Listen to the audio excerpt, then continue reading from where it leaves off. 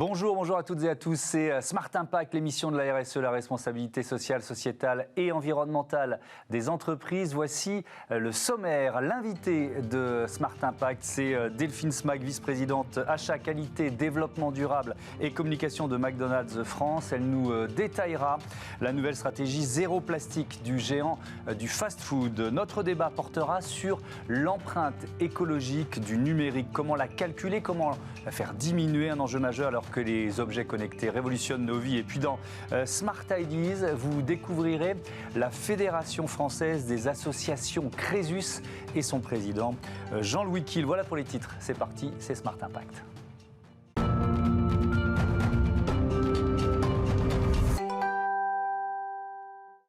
Et pour l'invité de Smart Impact avec nous en visioconférence, Delphine Smag, bonjour. Vous êtes donc en charge du développement durable chez McDo France. Vous êtes également administratif de la Fondation Ronald McDonald. Alors, vous affichez cet objectif de réduction de 35% de vos émissions de gaz à effet de serre d'ici 2030. Avec quelles actions prioritaires, quels leviers ? Alors pour atteindre effectivement cette ambition de moins 35% d'émissions de gaz à effet de serre d'ici 2030, nous avons renforcé notre feuille de route environnementale autour de 4 grands engagements. Le premier, c'est le zéro plastique pour nos emballages à usage unique. Alors nous supprimons petit à petit, progressivement, l'ensemble du plastique dans les emballages que nous proposons à nos clients. Deuxième engagement important, le zéro diesel pour toute notre flotte logistique d'ici 2025. Le troisième engagement, c'est le déploiement du tri sélectif dans l'ensemble des restaurants en 3 ans. Et enfin, le quatrième engagement, très important lui aussi, c'est la réduction de notre impact environnemental lié, je dirais, aux filières agricoles. Et pour ça, on a une feuille de route très ambitieuse avec nos partenaires agricoles que nous menons depuis plusieurs années maintenant. Alors effectivement, parce que c'est vrai que qui dit fast-food dit consommation de viande de bœuf, et c'est vrai que la viande de bœuf est souvent montrée du doigt pour son impact environnemental. Comment vous gérez cette contradiction apparente en tout cas ? Alors effectivement, c'est important de travailler notamment avec la filière bovine pour réduire les émissions de gaz à effet de serre sur cette filière-là en particulier. Donc nous avons démarré dès 2009 avec l'ensemble de nos partenaires agricoles en lançant une grande concertation pour, je dirais, ne pas imposer de nouveaux cahiers des charges environnementaux, mais bien co-construire avec l'ensemble des filières des solutions innovantes. Donc il a fallu identifier des solutions, les tester, et elles sont en cours de déploiement. Et pour illustrer par exemple sur la filière bovine, nous avons développé un outil qui s'appelle Cap2R qui permet justement à nos partenaires, je dirais éleveurs, d'utiliser cet outil pour calculer l'empreinte environnementale et justement appliquer des bonnes pratiques pour réduire les émissions de gaz à effet de serre. Ça suppose aussi de sourcer de la viande française ? Oui, bien sûr. Alors, il faut savoir que chez McDonald's, nous avons plus de 75% de nos approvisionnements qui sont issus des filières agricoles françaises. On achète chaque année près de 800 millions d'euros d'achats d'origine France. Donc, effectivement, c'est un travail que nous menons avec nos partenaires agricoles français. Et lorsque nous avons aussi des partenaires européens, ils sont bien évidemment soumis aux mêmes exigences de nos cahiers des charges. Alors, vous avez annoncé le 31 mars dernier que vous ne vendrez plus de boissons dans des bouteilles plastiques dans vos restaurants. Juste pour se rendre compte, ça représente combien de bouteilles par an, ça ? C'est à peu près 75 millions de bouteilles par an qui sont remis à nos clients chaque année.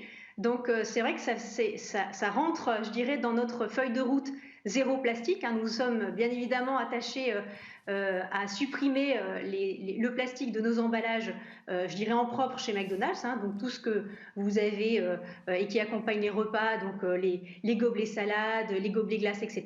Et puis pour aller plus loin, nous avons décidé aussi de nous attaquer aux bouteilles en plastique. Ce sera une première mondiale.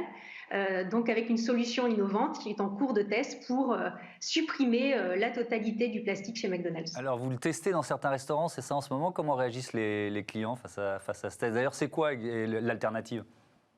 Alors, la solution qui remplacera la bouteille en plastique est en test effectivement dans quelques restaurants et l'adhésion de nos clients est pour le moment très forte puisqu'on a 9 clients sur 10 aujourd'hui qui valident cette solution.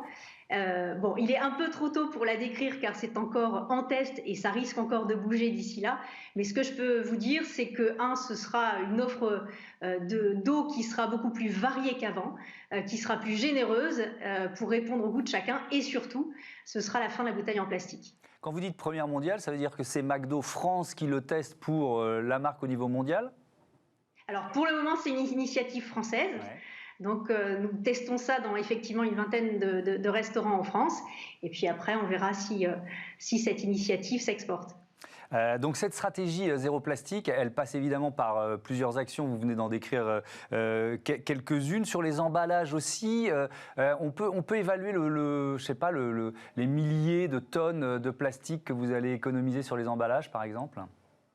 Oui, alors au total, quand on regarde, je dirais, la suppression du plastique dans nos emballages, dans nos jouets aussi, puisque c'était une initiative que nous avons menée pendant plusieurs années et qui est effective maintenant depuis février cette année, plus la bouteille en plastique, on va éliminer à peu près 10 000 tonnes de plastique par an. Donc ça comporte les emballages plastiques qui sont supprimés petit à petit et ce sera terminé cette année. On est aujourd'hui à plus de 97% de nos emballages qui sont déjà en papier carton. Il nous reste quelques références encore à substituer, mais ce sera terminé d'ici cette année. Les jouets en plastique qui ont été supprimés depuis février et là la bouteille. Donc au final 10 000 tonnes par an. Alors les jouets plastiques justement, par quoi ils sont remplacés? Alors, ils sont remplacés par des jouets maintenant qui sont en papier, en carton qui ont gardé toute leur ludicité aussi. C'était important de rester, je dirais, ludique et attractif pour les consommateurs. Et puis, ce sont des jouets qui ne sont plus en plastique. Et puis, nous avons aussi l'alternative des livres, puisque depuis 2015, nous proposons dans nos menus Happy Meal un livre ou un jouet. Donc beaucoup de nos clients aujourd'hui choisissent le livre et pour ceux qui continuent de choisir le jouet, eh bien, ils seront maintenant en papier, en carton ou en fibre moulée. Faire ce choix de ne plus proposer de jouets plastiques dans les Happy Meal, est-ce que ça suppose de changer de partenaire, de vous associer à d'autres marques? Parce que ça a aussi un impact sur vos partenaires. Oui, alors on a étoffé effectivement notre panel, je dirais, de partenaires. Déjà, on collabore et on construit ces nouvelles solutions sans plastique, que ce soit sur les emballages ou sur les jouets d'ailleurs, ou sur les bouteilles. Ça demande une vraie collaboration avec des fournisseurs et avec nos fournisseurs historiques, parce que ça demande beaucoup de R&D. Chaque mouvement que je vous ai décrit, effectivement, demande plusieurs années, plusieurs mois et années d'études, de recherche et développement. Et puis, ça suppose aussi, effectivement, que nous fassions accompagner d'autres fournisseurs, comme par exemple sur les jouets. Nous avons de belles collaborations aujourd'hui avec Omaï, qui nous propose de jolis coloriages, ou avec des cartes à jouer avec l'entreprise Minus, par exemple. Toujours sur la R&D, est-ce que vous travaillez par exemple sur le fait de faire baisser le niveau de sucre dans vos produits? On a reçu il y a peu de temps une grande marque de biscuits qui expliquait comment ça avait été un processus long pour ne pas choquer le goût des consommateurs tout en réduisant le sucre. Bien sûr, c'est une vraie préoccupation également, l'optimisation nutritionnelle progressive de nos produits. Et effectivement, ça peut être transparent pour nos consommateurs. Depuis de nombreuses années, nous optimisons les formulations de nos produits pour baisser le taux de sucre, le taux de gras ou le taux de sel, par exemple. Et ce sont des optimisations d'ailleurs que nous mesurons grâce à un outil que nous avons développé qui s'appelle le baromètre nutritionnel et qui permet de calculer, de croiser les ventes réelles de McDonald's avec le profil nutritionnel de chaque produit. Et on a effectivement aujourd'hui, je dirais, le profil nutritionnel très précis de ce que nous proposons à nos consommateurs. Et il est en constante optimisation. Mais alors ça veut dire quoi? Ça veut dire une baisse de, je ne sais pas, vous avez des chiffres de quel pourcentage de taux de sucre dans le McDo de base? Par exemple, si je prends la gamme des boissons, ouais, on a réduit en quelques années 25% le taux de sucre des boissons. Ok. Allez, il nous reste 1 minute 30. Je voulais qu'on parle de cette autre action sur la revalorisation des huiles de friture en biocarburant. Vous roulez à l'huile de frite, quoi? Alors, pas exactement. Effectivement, nous collectons l'ensemble de nos huiles de friture, donc c'est à peu près 7500 tonnes chaque année. Elles sont traitées, donc elles sont collectées, puis traitées et transformées en biodiesel. Et depuis quelques années maintenant, les camions de livraison, donc qui livrent nos restaurants, utilisent ce biodiesel fait à partir de nos huiles de friture usagées pour livrer les restaurants. Donc on transforme, je dirais, un déchet en énergie. Donc c'est un bel exemple d'économie circulaire. Merci beaucoup, merci Delphine Smag, à bientôt sur Bismart. Voilà, on passe à notre débat tout de suite. On débat sur l'empreinte écologique du numérique.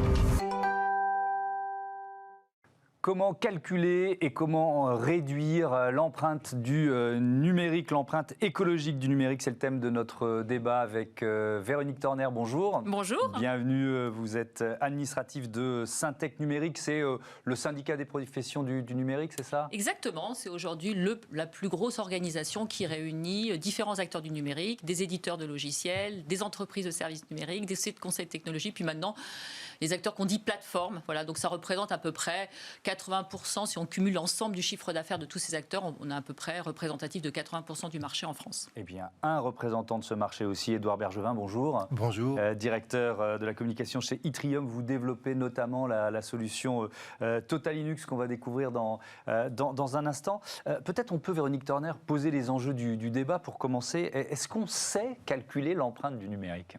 Alors, on ne sait pas bien le calculer. Mais avant, peut-être, parce que je pense que c'est un point important à situer, c'est que le numérique, c'est une industrie qui est un petit peu particulière dans cette transition écologique parce qu'elle a un double challenge. Elle doit à la fois aider, on va dire, toutes les autres industries à relever la transition écologique. Et on le sait, il n'y aura pas de transition écologique sans numérique. Et puis, comme toute industrie, elle a une empreinte environnementale qui, ces dernières années, semblait un peu virtuelle. On n'en parlait pas beaucoup. Et puis, qui est remontée un petit peu à la surface. Il y a eu pas mal de rapports qui ont montré. Et donc, aujourd'hui, on sait qu'évidemment que le numérique a une empreinte environnementale. Et c'est vrai qu'on ne sait pas bien la calculer aujourd'hui. C'est assez complexe. Pourquoi? Pour plusieurs raisons. D'abord parce que ce qu'on calcule aujourd'hui sur les empreintes environnementales, ce sont des modèles en ACV, des analyses de cycle de vie, et ce sont des méthodologies qui sont complexes. Et aujourd'hui, on n'a pas encore, on va dire, tous les outils, toutes les méthodes, toutes les bases de données pour être en capacité de mesurer de bout en bout un service numérique. Ce qu'on sait relativement bien faire aujourd'hui, c'est quand même plutôt mesurer une empreinte carbone et sur des infrastructures. On sait le faire sur des services numériques, mais c'est complexe. Donc, ça a un frein aujourd'hui. On sait que si on ne peut pas bien mesurer, on ne sait pas bien... Si on ne sait pas d'où l'on part, c'est plus compliqué. Quand même, il existe déjà de très bonnes pratiques que l'industrie connaît et puis les utilisateurs, je parle du monde professionnel, on a un certain nombre de bonnes pratiques où on sait ce qu'on doit faire. Mais au niveau de la mesure, ce n'est pas encore totalement, je dirais, une méthodologie maîtrisée. Alors, Édouard Bergevin, l'un des leviers de la sobriété numérique, ce n'est pas le seul, et ce sont les data centers. Peut-être le constat, un data center, c'est quoi en termes de consommation un data center classique, je ne parle pas de la solution Total Linux, de consommation classique en électricité, en eau, par exemple. Alors, comme vous l'avez dit, le data center, c'est une des composantes du numérique. Bon, grosso modo, si vous voulez, en termes de, par exemple, d'émissions de gaz à effet de serre, c'est quand même le tiers, à peu près, de l'ensemble du numérique qui est émis par les data centers. De la même façon, en termes de production d'électricité, on est sur des données qui sont, alors ça oscille entre 3 et 5% de la consommation mondiale, mais c'est pour vous donner un petit peu une idée que tout ça, ça augmente d'une façon quasiment exponentielle. On est sur du doublement de consommation tous les 4 ans. Donc vous voyez, il faut trouver absolument des solutions par rapport à ça. Et le data center n'est qu'un petit élément de la chaîne. On a, puisqu'on parle de comment mesurer l'impact, on a un certain nombre d'indicateurs, de mesures d'efficacité énergétique en fait, des data centers. Je pense au PUE, ça on appelle le Power Usage Effectiveness. Alors, ça paraît, c'est juste sur la consommation électrique. Mais c'est par exemple combien consomme un data center, combien il faut de watts à l'entrée d'un data center pour faire 1 kilowatt de serveur informatique. Par exemple, est-ce que c'est plus cohérent d'avoir des data centers de plus en plus grands, par exemple? Alors, on était sur des data centers de plus en plus grands. Alors, on est en train de parler, on estime à un peu plus de 7 millions de data centers dans le monde. Ça vous donne un petit peu une idée quand même. Ce chiffre est en légère régression parce qu'en fait, on est sur des data centers de plus en plus gros. Voilà. Et il s'agit finalement de répondre à la demande, tout simplement, qui est de plus en plus forte. D'accord. On va parler de Total Linux dans un instant, mais sur les data centers, Véronique Turner, il y a des solutions, évidemment, en dehors de celles dont on a parlé, pour les rendre moins énergivores. Alors, oui, qui sont déjà mises en place. Oui, il y a pas mal d'actions qui sont faites. Depuis 10 ans à peu près, on estime qu'on a augmenté, on a un facteur de 8 sur le nombre d'applications qu'on a mis dans les data centers. Et quand on regarde sur 10 ans, la consommation électrique des data centers, elle est quasiment stable. Elle a progressé. Donc ça vous donne qu'en 10 ans, il y a eu beaucoup. Il y en a de plus en plus, mais la consommation il y a reste stable. Qui est fait, sur ces acteurs-là aujourd'hui. Oui. Vous avez pas mal d'engagements. Il y a un code de conduite au niveau européen sur les data centers. Vous avez au niveau européen aussi un pacte qui vient d'être signé pour que les data centers soient climatiquement neutres d'ici 2030. Donc c'est comme une industrie qui se mobilise beaucoup depuis plusieurs années pour, notamment sur l'axe de l'efficience énergétique et la consommation électrique. Alors, qu'est-ce que vous proposez avec Total Linux ? C'est une immersion des data centers en quelque sorte ? Oui, c'est-à-dire qu'effectivement, la plupart des data centers aujourd'hui fonctionnent par des systèmes de refroidissement. Un serveur, quand il est en calcul, il chauffe. Ouais. Donc la vraie problématique du data center aujourd'hui, c'est la climatisation forcée.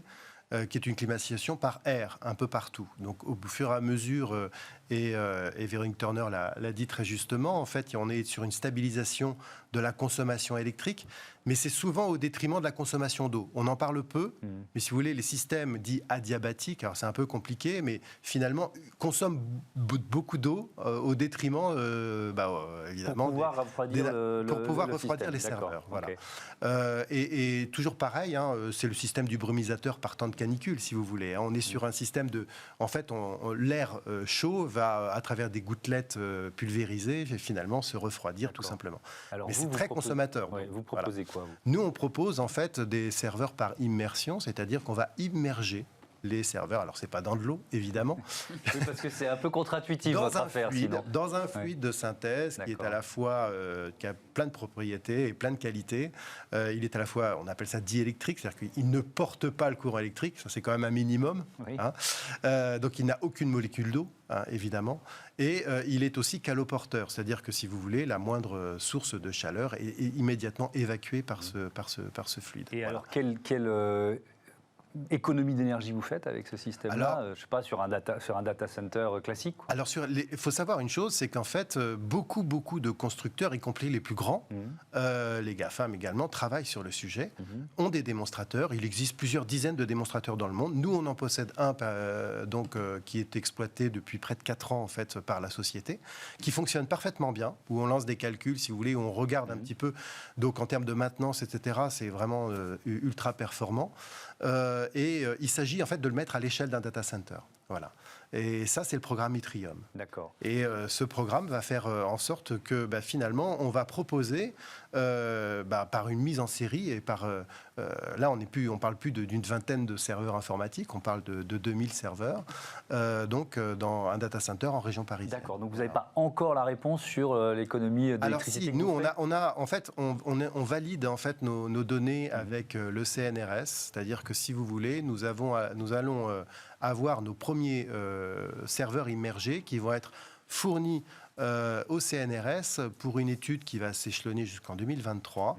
En parallèle, ça ne nous empêchera pas de construire notre propre data center, mais de bénéficier des retours d'expérience du CNRS pour voir. On parle, pour vous répondre, d'une réduction de consommation électrique estimée de 70%. Donc c'est énorme.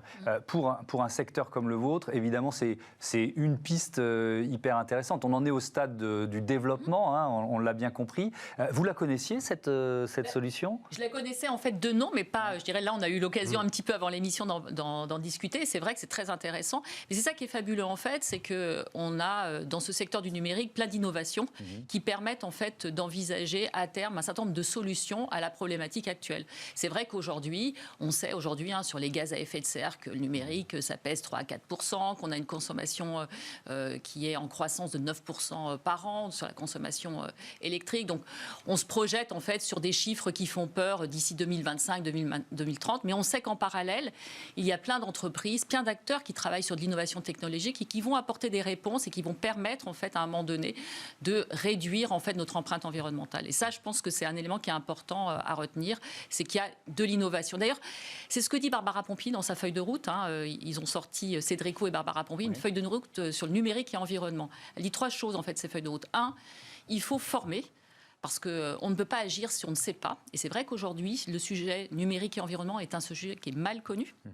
2, il faut évidemment inciter à la réduction, donc mesurer et puis mettre un certain nombre de bonnes pratiques pour réduire. Et puis il faut innover, parce que l'innovation va permettre en fait d'accompagner la transition écologique. Mais justement, sur l'innovation, sur la consommation d'eau, je lisais, c'était dans le magazine Uzbek Erika, le numérique représente 10% de la consommation d'eau douce en France. Oui, c'est important, parce qu'on parle beaucoup d'empreinte carbone, mais évidemment, le numérique, ça a une empreinte environnementale qui va au-delà du CO2. Évidemment, c'est le sujet le plus important aujourd'hui, parce qu'il y a une urgence climatique, donc on parle beaucoup du CO2, mais évidemment, il y a une pollution, d'abord appauvrissement des sols. On n'en parle pas beaucoup, mais aujourd'hui, sur les terres rares, il y a un vrai sujet aujourd'hui sur l'appauvrissement des sols. Il y a une pollution de sol, de l'air, de l'eau, une consommation beaucoup d'eau. Donc voilà, donc il y a un certain nombre d'indicateurs en fait à suivre autour du numérique. Il n'y a pas uniquement le CO2. Ouais. De plus en plus d'acteurs du numérique, et notamment dans les data centers, militent pour un nouvel indicateur. Je vous parlais du PUE tout à l'heure, pour avoir un WUE, un Water Usage Effectiveness, donc par rapport à la consommation d'eau, qui devient extrêmement préoccupante. Effectivement, et donc pour mettre en place un indicateur qui va nous permettre de regarder le nombre de litres d'eau par kilowattheure de consommé, si vous voulez, et qui est aujourd'hui important. On est autour de 1,8 litres pour 1 kilowattheure.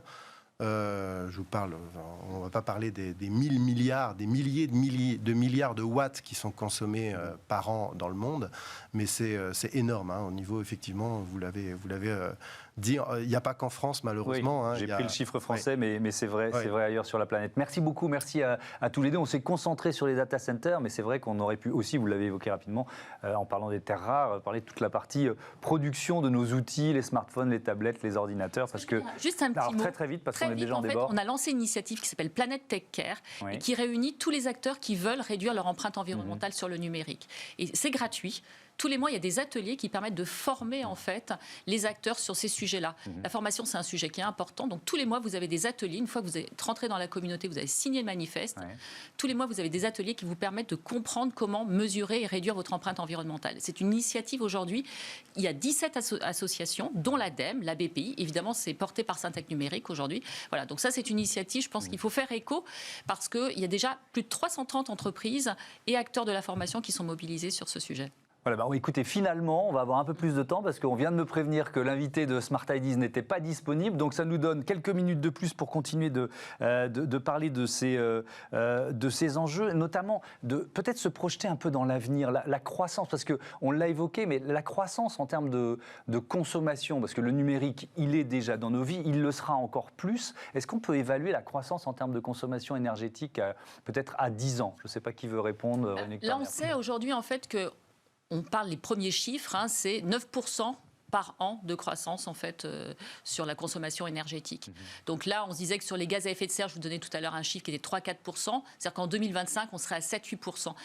Et pour vous donner quelques ordres de grandeur, sur aujourd'hui, en fait, dans les gaz à effet de serre, et notamment le CO2, c'est la production d'électricité qui est le premier avec 25%. L'agriculture, on est autour des 20%. Le bâtiment à 6%. Donc quand vous êtes à 3-4%, vous êtes au-dessus du transport aérien civil. Et à 7-8%, vous êtes à peu près sur le transport, je dirais, des véhicules, je dirais, personnels. Mais ça, c'est ce qu'on sait aujourd'hui. Et ce que là, je dirais que je pense que l'un et l'autre, on sait qu'il y aura beaucoup d'innovations d'ici là et qui vont faire en sorte qu'on réduise cette consommation électrique. Le gros sujet, c'est éviter l'effet rebond, c'est-à-dire qu'en finalement, en proposant des solutions qui sont de plus en plus sobres, on se dise je peux en consommer de plus en plus. Donc il faut à la fois, je dirais, réduire, je dirais, et avoir un numérique plus sobre, plus éco-responsable. Et puis il faut que dans nos usages, on soit également plus sobre. Donc, et puis vous l'avez dit en tout début, il faut aussi intégrer à la réflexion les économies d'énergie que la transition numérique peuvent permettre de faire à tous les autres secteurs d'activité. Ça, c'est important. La solution que vous proposez avec Total Indus, comment elle est reçue par vos interlocuteurs. Parce que quand vous dites 70% d'économie d'électricité potentielle, ma première réaction, c'est de me dire OK, on signe quand? Et ça n'est qu'un des avantages, puisque là, effectivement, c'est une solution qui s'affranchit des problèmes de consommation d'eau, c'est un problème qui s'affranchit aussi on va augmenter aussi le cycle de vie des composants, puisqu'ils vont chauffer moins. On est de l'ordre de 30 degrés, en fait, d'abaissement des températures de calcul. Donc, si vous voulez, on va avoir ça veut dire que les composants serveurs vieillissent mieux? Oui, on va avoir des serveurs, et ça, c'est notre partenaire historique qui l'annonce, qu'on va avoir des cycles de vie qui vont être multipliés par 2,5 à 3. Donc, si vous voulez, ça fait partie aussi de l'économie qu'il va y avoir au global. Donc, on ne va pas passer un petit peu... Enfin, il y a énormément de choses à dire sur l'aspect également. Il n'y a pas d'oxydation, si vous voulez, sur les serveurs, puisqu'ils sont immergés. Donc, il n'y a pas de poussière également. C'est un liquide ininflammable. On a vu récemment les problèmes que pouvaient causer aussi les refroidissements par air éventuellement. Voilà, parce que ça chauffe énormément. Il faut voir, les serveurs, en fait, s'ils ne sont pas refroidis, fondent. Clairement, si vous voulez, par la chaleur. Donc il faut vraiment... C'est un vrai phénomène. On a à chaque fois 40% de la consommation d'électricité d'un data center qui est consacrée à la climatisation, en général. Donc c'est pour vous dire, voilà, c'est un changement total de fonctionnement. Vous êtes les seuls à développer cette solution ou vous avez des concurrents ailleurs dans le monde? Alors il y en a d'autres, c'est vrai qu'il y en a d'autres. Il y en a d'autres qui travaillent sur le sujet. Nous, la première pierre, c'est maintenant. Donc voilà, on a une mise en service qui est pour la fin de l'année prochaine. À l'heure actuelle, en tout cas à notre connaissance, à un tel niveau d'échelle, ça n'existe pas.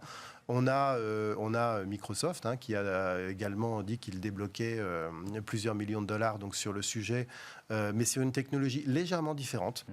Que la nôtre, mais c'est un programme par immersion. Donc effectivement, beaucoup de gens y croient et d'une manière générale, effectivement, c'est un sujet assez enthousiasmant. Voilà, et donc c'est aussi très enthousiasmant de travailler sur le sujet. Voilà, je ne vous le cache pas. Oui, je le sens. Voilà. L'immersion, c'est sans doute l'avenir des data centers. Merci beaucoup à tous les deux d'avoir participé à ce Smart Impact. Voilà, c'est la fin de cette émission. Je vous donne rendez-vous évidemment demain, 9h, midi, 20h30 sur les différentes box. Vous pouvez nous retrouver également 7 jours sur 7 et 24 heures sur 24 sur bismart.fr. Mais ça, c'est pour les boulimiques de Smart Impact, c'est quand même pas très raisonnable. Salut et à demain.